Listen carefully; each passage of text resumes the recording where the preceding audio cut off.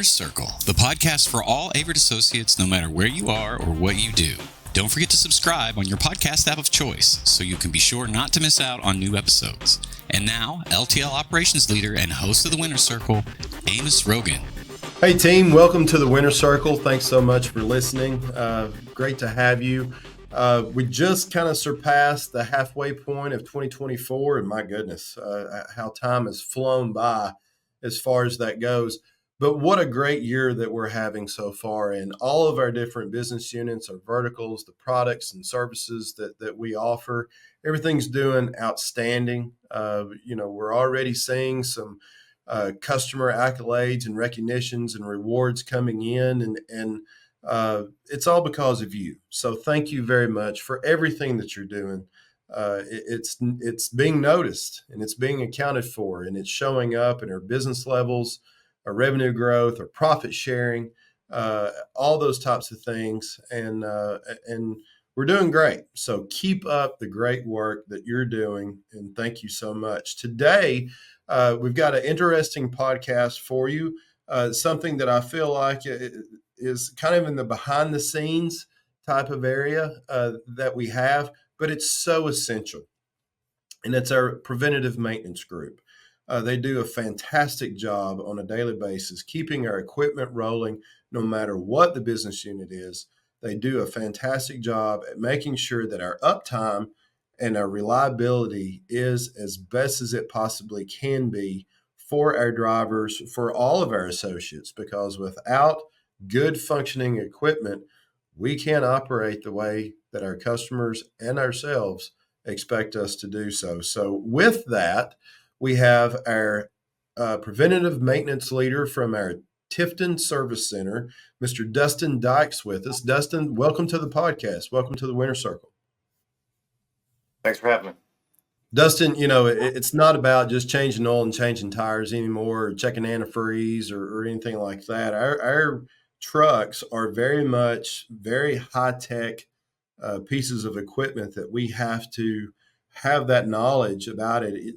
Tell us just a few things that our technicians, our preventative maintenance associates that we have in Tifton and really everywhere across the system has to use and utilize now in order to properly repair, let's say, a tractor that needs some attention. Right. So with our equipment now, it's much more advanced than what it has been. So again, I've been doing this for a long time, over 20 years now, and the equipment has become a lot more electronically driven. Okay. So there's more modules, there's more sensors, things like that. And they all communicate with one another 24/7. And when one aspect over here tends to fail, it messes with the whole system overall. So it's hard to just go out there and diagnose it without a computer and look at things. So we really rely on our diagnostic software to really help assist us in navigating where we need to have these repairs done. And it cuts down on so much unwasted downtime, right? So this diagnostic software is phenomenal. We use it nearly daily here in Tifton. All right. It cuts down again on unnecessary wasted maintenance costs as far as just throwing parts at equipment, wasted downtime. It's almost a snowball effect, right? So when we use this equipment and we can get our equipment back out there faster, our freight's getting to the customers on time when they're supposed to be. Our drivers their equipment's safe. And it keeps the people out there on the road that we drive by every day safe as well.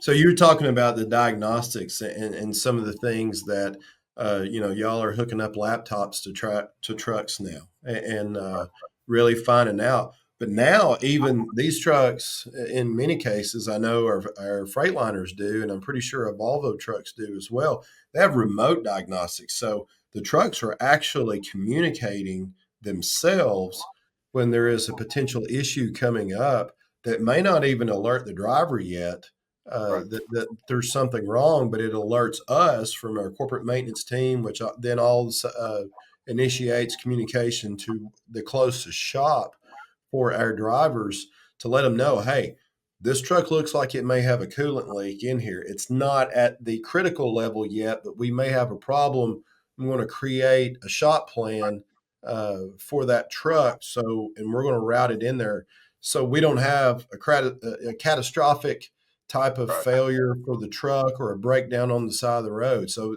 we're even trying to be preventative well upstream on that, right? Right. Yeah. So this can go in a few different directions. So the remote diagnostics helps out with the shop leaders, for example. So when something triggers a check engine light, or even doesn't trigger the check engine light, but triggers a fault behind the scenes and the driver can't see it, the maintenance team will email the related shop, and we can already have a game plan ready to go. An associate technician assigned, for whatever it is that it might be. And in some cases, with repetitive remote diagnostic fault codes, we can all sometimes determine what the cause already is and already have maybe a part on hand. So we're not, when the driver gets here, we're not wasting time, or the parts houses are closed and we have to wait till the next day. And again, we're trying to think micro and macro here. So we're doing the stuff up front, but on the back end of it, so there's things that happen on the equipment that a lot of drivers aren't aware of that's happening, right?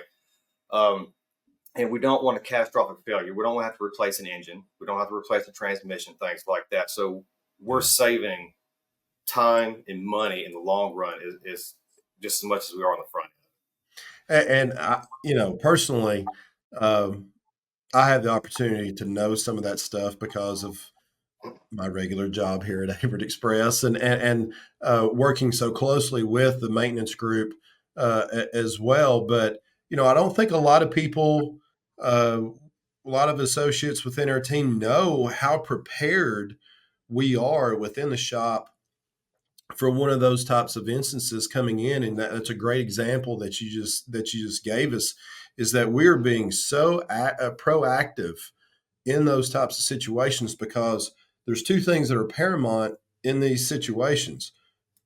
Keep the driver moving, because of their hours of service end. constricts them enough to where we need to keep them up and going as much as they are available to be up and going.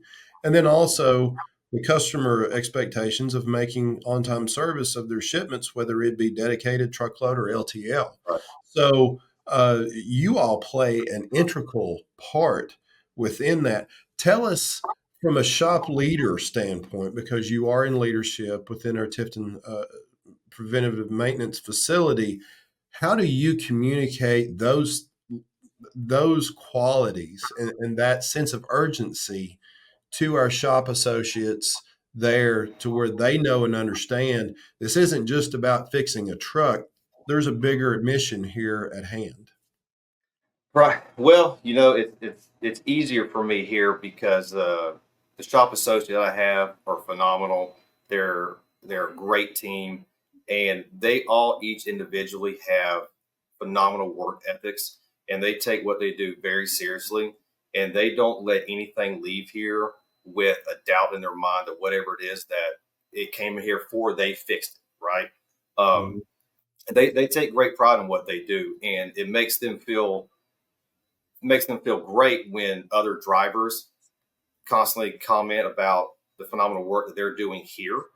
And a lot of the drivers, they choose to come to Tipton for their maintenance, right? So our drivers, a lot of them have the ability to go to any shop within their route.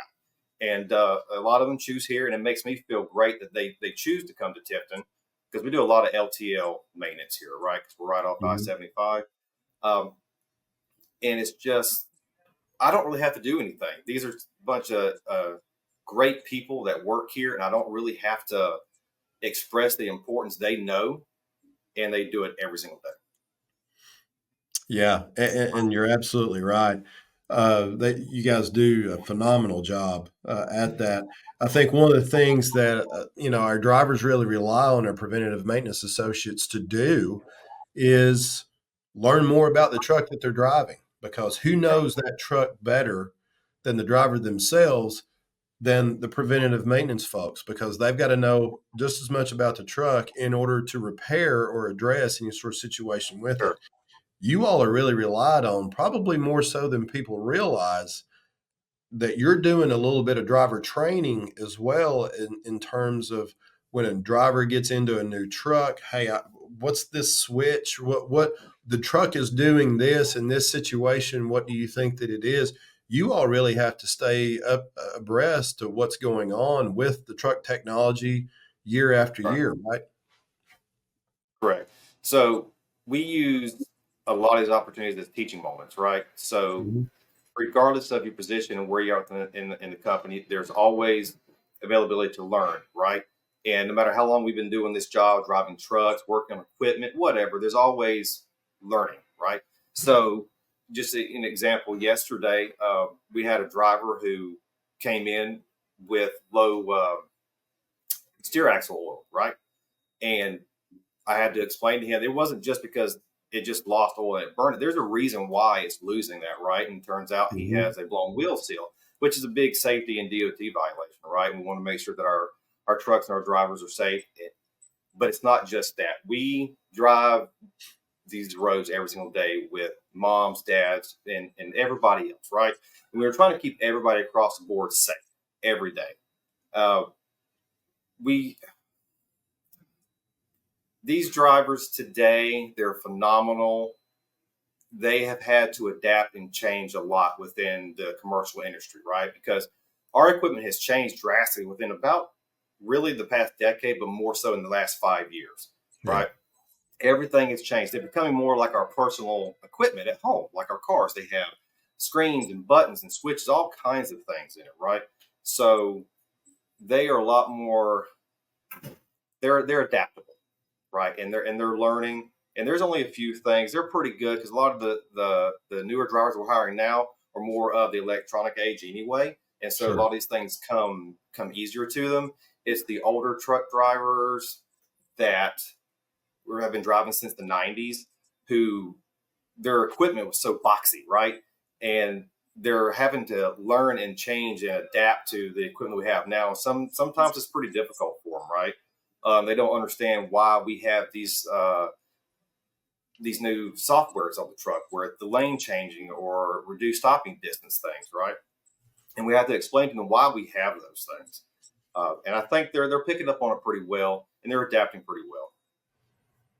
I would agree. I would agree. You know, with that sense, maybe give us some idea of some areas where our driving associates, particularly, but maybe in other areas where we can keep our equipment up and going at a high level, at a reliable level.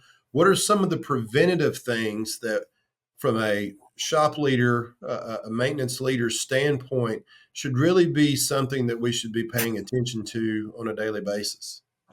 I'm really big on the pre-trip and post-trip inspections of all equipment, right? So Mhm. a lot of our equipment that we use, we share.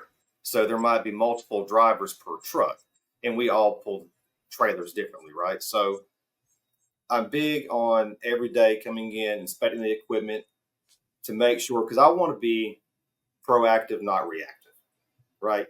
And in this business, it's dangerous to be reactive, right? So, because we're on the road with very heavy pieces of equipment and we need to keep everybody that we possibly can safe at all times, right? So, daily inspections. And even if you do your daily inspections every single day, but this one day you choose not to because nothing's ever been wrong, we don't want to get in that complacency. It needs to be every single day. Um, Yeah. so, Yeah. So I think that's fantastic. Tell us a little bit about you. Obviously, we're talking about preventative maintenance, and you've said that you've been in preventative maintenance for 20 plus years. Tell us a little bit about yourself and how you got to Averitt, and how you got into the maintenance side of the team. okay. Well, I've been doing maintenance for more than half my life. So I've been doing it for about 22 years exclusively. So I started when I was 17 when I joined the Army. I did diesel maintenance and I did construction equipment maintenance. I did that for about 8 years, and then I took about a year break and re-enlisted in the Air Force Reserve. And I've been working on aircraft for about the past 14 years doing that. And then I started here at Averitt back in November on Veterans Day, actually in 2013, and been doing it ever since. That's So cool. maintenance has just been my life. I grew up in it, and it's been my career. That's cool. And by the way, thank you for your service. We really Thank you. appreciate it. Uh, uh, all of our veterans that we have here on the Averitt team are so valued, and you know they've got cool stories of their own before they came to Averitt, just simply because of their military history and Right. some of the things that they've done. And it's so awesome how some of those experiences from the military have translated over into being successful character building attributes that allow them to really flourish inside of Averitt as well. And I think you're an excellent example of that. Um, One thing that I would like to ask you is knowing that you've been able to experience military culture and Averitt culture now. What is something that you really like about the Averitt culture that you try to instill into yourself as well as your associates on a daily basis? Well, I know a lot of people who know me know that I talk a lot about my military career because I'm still actively serving now. It's been a big part of my life. It's been a big, huge part about who I am and why I do what I do and how I lead. Um, the lead well portion of the Averitt culture is where I really strive in. I enjoy seeing the faces of the technicians when they achieve something. They think that they don't have the ability to do it, but I push them to do it, and they succeed in it. Um, the biggest thing is I want to grow them. I want them to look. I want them to look more than just being the technician on the floor, the behind the scenes, right? So Yeah. every associate in the shop has the ability to be a frontline leader. They have the ability to be anything they want to be with an Averitt Express. I want to ensure that they know that they have the options and they have the pathway there. They really do. Mm-hmm. Again, the guys, the associates that I have are phenomenal, and they have the potential. And Averitt provides a phenomenal path, really in any direction. It could be upward, horizontal for anybody to do anything, and they have the ability to do it. I just want them to know that they have it. Yeah, it's everybody has a purpose. Everybody Mhm. has an opportunity to do things in a way that influences and impacts others. And it's not all about the title. It's about what you Right. do and the impact that you make, regardless of what your title is. So I wholeheartedly agree that it's not always the advancement. The lateral moves are just as important as the advancement moves as Right. well. It's all about the impact that we make. So, Dustin, thank you so much. Again, thank you for your service to our country and your continued service. Thank you for our service to Averitt and what you do in order to keep our customers happy, our drivers happy, our cost saving measures to keep us as profitable and productive as we possibly can. Couldn't do it without you, man. Appreciate you. Thanks. Thanks, Ken. Folks, as we close out this podcast, I want to talk to you a little bit about preparation. Success doesn't just magically happen. We have to be prepared for it. Oftentimes, we can get into a place within ourselves and with our tasks that we get so confident that we think that we can do things with our eyes closed because we've been doing it for so long. But if we do it that way, are we keeping our eyes open for the opportunities of tomorrow? So I challenge you to ask yourself on a daily basis, am I prepared to be the very best version of myself that I can be in every single way? Because preparation can identify areas of improvement. It can condition us for the daily challenges that we face, and it can build a very strong character. So I want you to think about this in a way that not only our preparation can prepare ourselves on a daily basis, it can also serve as an example for those others around us in an influential way that they need to be prepared for the things that they have to do as well. So what I'm getting at is preparation can be an opportunity to sow seeds into ourselves, sow seeds into our team. And when we do that, we are preparing ourselves for the growth of the future to be the very best, the carrier of choice. And that's how we stay in the winner's circle. So thanks so much for listening today. Be blessed, be safe, and we'll talk to you next time.